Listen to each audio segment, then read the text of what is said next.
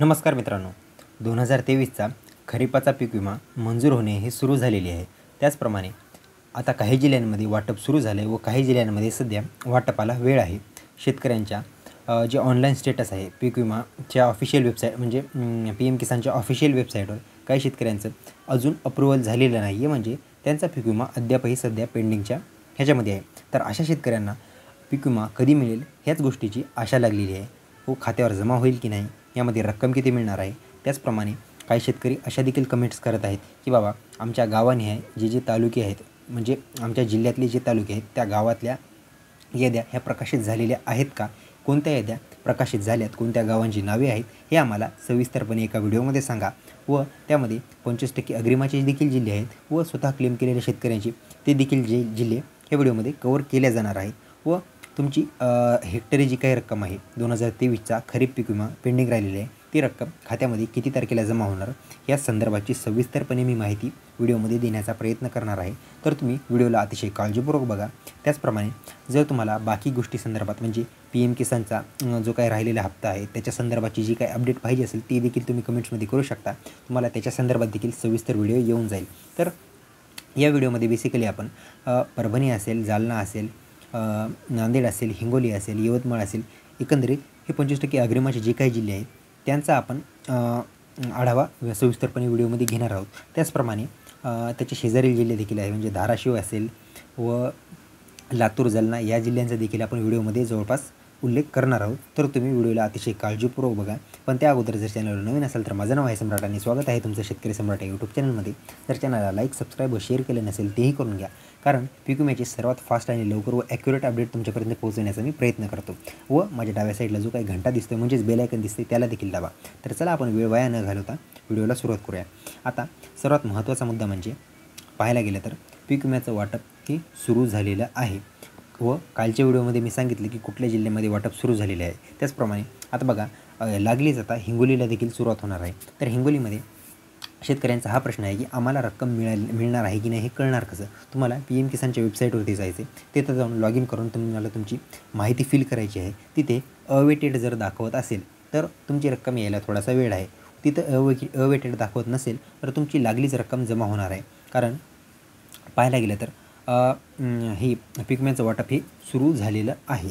त्यामध्ये आता आपण बेसिकली पाहायला हे बाकी मुद्दे देखील आपण कवर करणार आहोत. आता ह्यामध्ये सर्वात महत्त्वाचा शेतकऱ्यांचा हा देखील प्रश्न येत आहे की आता आम्ही नांदेड आहेत, आम्हाला 812 कोटीचा निधी हा गव्हर्मेंटमार्फत तयार झालेला आहे, म्हणजे हे अप्रूव्ह झालेला आहे. तर तो खात्यावर येणार कधी हा सर्वात मोठा प्रश्न आहे. बघा हिंगोलीला मिळणार म्हणजे तुम्हाला देखील हा रक्कम ही तुमच्या खात्यावर येणार आहे. फक्त एवढाच फरक की हिंगोलीला तुमच्या अगोदर मिळण्याचे चान्सेस आहेत, कारण नांदेडची एकंदरीत पाहायला गेलं तर शेतकरी संख्या देखील खूप आहे, गावांची संख्या देखील ॲज कम्पेअर टू हिंगोली ही जास्त आहे व तिथल्या गोष्टीला थोडाफार का होईना वेळ लागणार आहे. पण हिंगोलीला आणि त्यात सर्वात मोठं कारण म्हणजे नांदेडमध्ये एकंदरीत पाहायला गेलं तर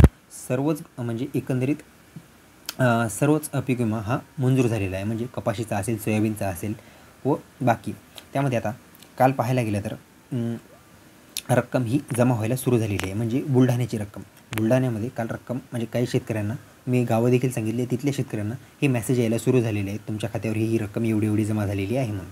व आता लागलीच हिंगोलीला सुरुवात होणार आहे. म्हणजे पाहायला गेलं तर आता फेब्रुवारीच्या पहिल्या आठवड्यामध्ये हिंगोलीची वाटपाची सुरुवात होण्याची शक्यता म्हणजे 99% तरी शक्यता आहे, कारण वरून निधी आलेला आहे, शेतकऱ्यांना अप्रूव्ह देखील झालेलं आहे. ज्या शेतकऱ्यांना अवेटेड दाखवत नाही आहे त्यांच्या खात्यावर ही रक्कम जमा होण्याचे 100% चान्सेस आहेत. व लागलीच आता परभणीला देखील सुरुवात होणार आहे. तर ह्यामध्ये आता परभणीच्या देखील शेतकऱ्यांचा प्रश्न येत होता की बाबा आमच्या गावानुसार आम्हाला माहिती पाहिजे, आमच्या गावची आमच्या तालुक्यानुसार माहिती द्या व्हिडिओमध्ये. तर त्याच्यासाठी तुम्हाला हा व्हिडिओ मी बनवून स्पेशली तुमच्यासाठी सांगतो. आता बघा परभणीमध्ये असेल, आता पूर्णा असेल, जिंतूर असेल, सेलू असेल, पाथरी असेल, मानवत तालुका असेल, सोनपेठ तालुका असेल व गंगाखेड तालुका असेल, एवढ्या तालुक्यांमधले पाहायला गेलं तर बरेचसे असे गाव आहेत ज्यांना पीक विमा हा मंजूर झालेला आहे. त्यामध्ये आता आपण गावांची यादी देखील पाहायला गेलो म्हणजे पाहायला गेलं तर गावांची यादी बरीचशी मोठी आहे. होतील तेवढे गाव आपण ह्या व्हिडिओमध्ये कवर करूया. त्यामध्ये काही शेतकऱ्यांची आता डायरेक्टली नावं घेता येणार नाहीत, पण काही शेतकऱ्यांना ज्या अगोदर या गोष्टींचा लाभ मिळालेला आहे त्यांनी आपल्यासोबत थेट संपर्क करून सांगितलेलं आहे की बाबा आम्हाला ह्या गोष्टीचा लाभ मिळालेला होता. कुणाला ह्याचे खंडणीचे आपण पैसे जे होते म्हणजेच नुकसान भरपाईचे ते शेतकऱ्यांच्या खात्यावर जी काही जमा झालेली होती त्यांनी आपल्याला मेसेजच्या मार्फत कळवलं. मागच्या व्हिडिओमध्ये 20,500 जमा झालेला मेसेज मी तुम्हाला दाखवला पुरावा म्हणून. तर ह्या व्हिडिओमध्ये आपण परभणीचे बेसिकली जे काही जिल्हे आहेत ते आपण कव्हर करण्याचा प्रयत्न करणार आहोत. तालुक्याने आहे, जर काही तालुके राहिले ते पुढच्या व्हिडिओमध्ये कव्हर केल्या जातील. याच्या संदर्भात अजिबात तुम्ही काळजी करू नका.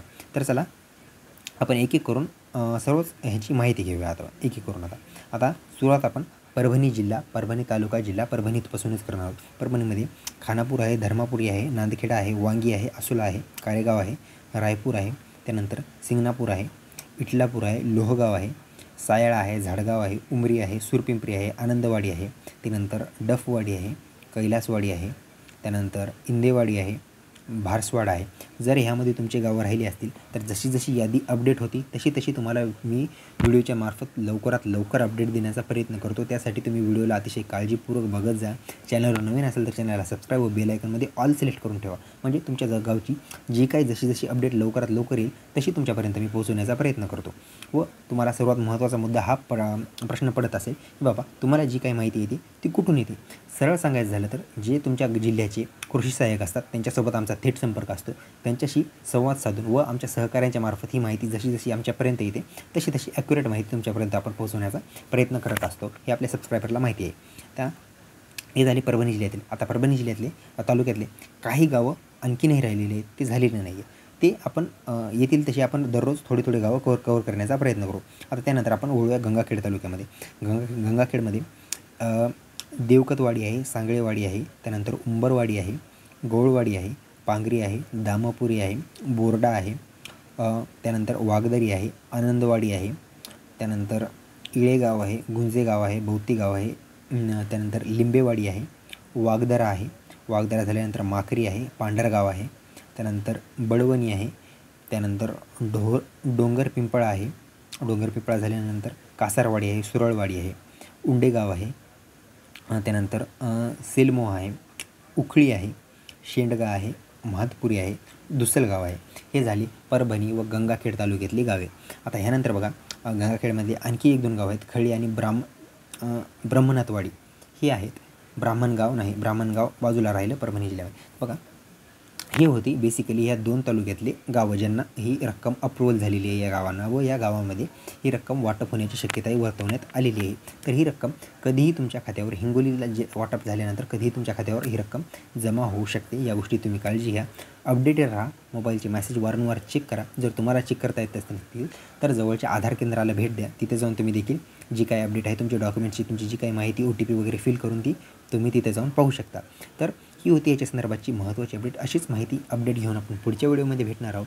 तर चॅनलला लाईक करा, सबस्क्राईब करा, शेअर करा व बेल आयकॉन दाबून प्रेस करून ठेवा. म्हणजेच सर्वात लवकर अपडेट तुम्हाला भेटून जाईल. तर चला भेटूया पुढच्या व्हिडिओमध्ये. तोपर्यंत धन्यवाद.